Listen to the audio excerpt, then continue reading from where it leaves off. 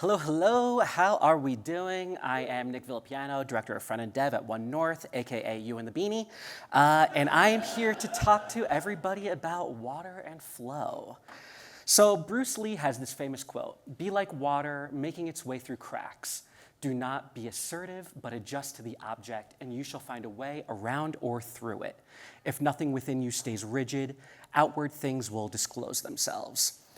Water, as Lee describes, is yielding. It doesn't fight.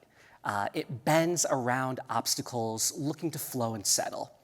And yet, it's unstoppable.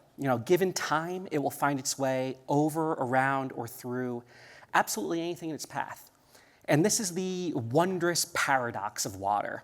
An earth-shaping force made out of nothing more than converging little rivulets.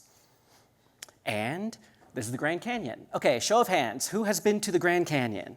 All right, and who went with their family when they were 10 years old and they got a little bit too tired on the hike back and said, "Leave me here, you have a rich life to live, and abandon me for your own purposes"? All right, not a lot of hands.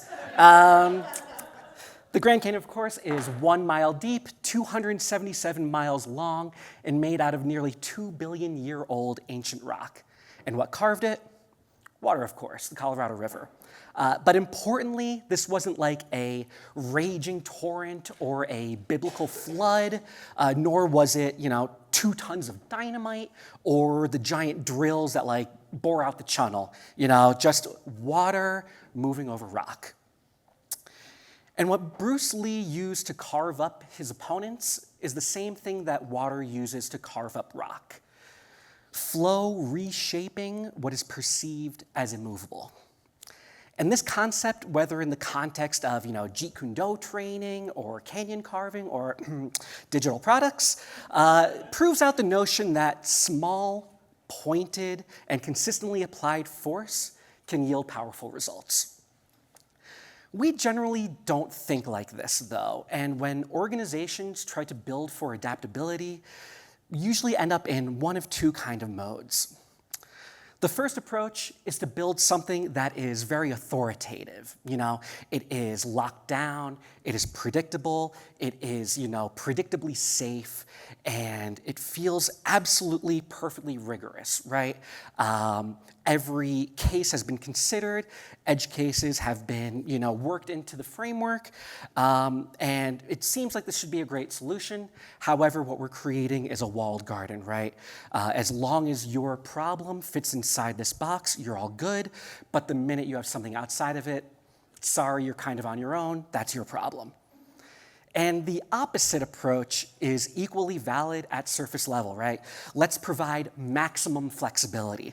Let's give everything that you could possibly want, every option available to you on hand, and without a ton of, pesky rules and regulations and authoritative guidance to get in your way. Because, you know your product, you know your audience, go ahead and make it. We've provided you everything, you're good. Ultimate freedom. But similarly, this tends to devolve into chaos and jank. But again, don't look at us. We just provide you the tools. You did this. And what happens is these 2 kind of modes tend to vacillate, right? Maybe you start out with something incredibly rigorous, and then you realize you have to loosen up a little bit, but a new technology was given, so you have to batten down, but you look at it again, and then you overcomplicate it again, etc. I think you get the idea until inevitably you blow it up and start over, right? Maybe it's a new team, or perhaps new technology, new leadership, new results. And this is the antithesis of water. This is mud. Mud is what you get from this false dichotomy. This is from every shortcut, every compromise, every half decision that nobody agreed upon, but decided, let's just move forward and we'll figure it out down the road. And this isn't intentional. That road's not looking so good. This isn't intentional. Nobody wants mud. This isn't purposeful. There aren't product owners that are like, I demand the worst of both worlds, And executives aren't like, give me inefficiency, right? This isn't happening. No, mud is a byproduct. it's an accumulation, and it stops the natural flow of water. Okay, cool. Nick, we get it. Cool metaphors. Water good, mud bad. Can we use this in any kind of actual way? Yes. So we propose systems of small pointed pieces that are consistently applied and with an eye on interpretability. These are little bits that are small enough and malleable enough and with enough context and direction to form into complex, unique organisms.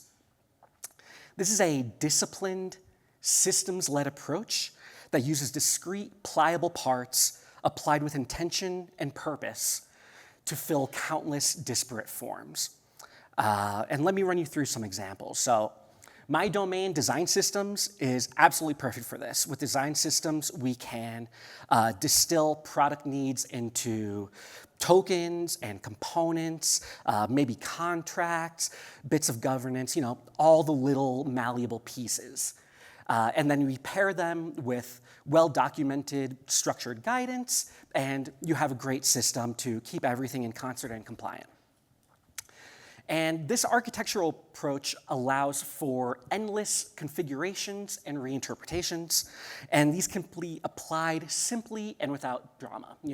This is the promise of design systems. And as people around me know, design systems are my thing. I will talk about them forever. If you want to talk about design systems, talk to me because I want to talk about design systems, so holler at your boy. But this works for countless other verticals. Product management, for example. Product owners are eschewing these large amorphous goals in favor of tighter, smaller, easily to complete tasks, and then you tie those with things like acceptance criteria and definition of done, and then you have a nice, guided way to funnel momentum. Software development, same kind of story, right? Best practices say that you should use a combination of tiny little bits of code packages, combine them together to create larger, more robust tools. This is the concept behind NPM packages and node modules. And similarly, the philosophy of small pieces of code committed early and often supports the same idea. Even something like digital marketing, can benefit from this, creating content guidelines and base templates to produce multi-platform, multifunctional assets, all from one singular source. And I can kind of see it in the audience. You're thinking, cool, Nick, this is great. I don't know if it's actually all that earth-breaking and, is this new and original? You caught me? Absolutely not. And this stuff has been around. Concepts like atomic design and the 2-pizza team size rule, these are, proven effective, well-studied. Everybody agrees on them. But I think, and, even going back 2,000 years, Lao Tzu, the philosopher behind Taoism, was studying paradoxes. So, we're not breaking any new ground here. But I do think that the renewed focus is justified because there's a new input to consider. You guessed it, AI. Specifically not this one. This is Cyborg, Allen Iverson. But I am in a ton of AI meetings, discussions, ideation spaces, and frustratingly, when orgs are talking about how to start implementing AI, the same questions are what start it. Things like, what models are the smartest? What agents are best? How to craft the perfect prompt? These are important, absolutely, don't get me wrong, but these cannot be the first questions that we try to tackle in this arena. And this is because AI can only build from which it has been given. So we think the first question that should be asked is, can AI execute to our expectations given what it has been foundationally provided? Never has the phrase, and pardon my French, crap in, crap out, been more true. And the organization that runs in this kind of mud liminal space are going to spend the next 2 odd years explaining whether AI pilots almost worked, and how their proof of concept almost made it to production, and how the budgets associated to them almost paid off. Whereas the organizations that build in this kind of water philosophy, this technology is going to feel like an extension of what already exists because those timeless truths were baked into that foundation right from the jump.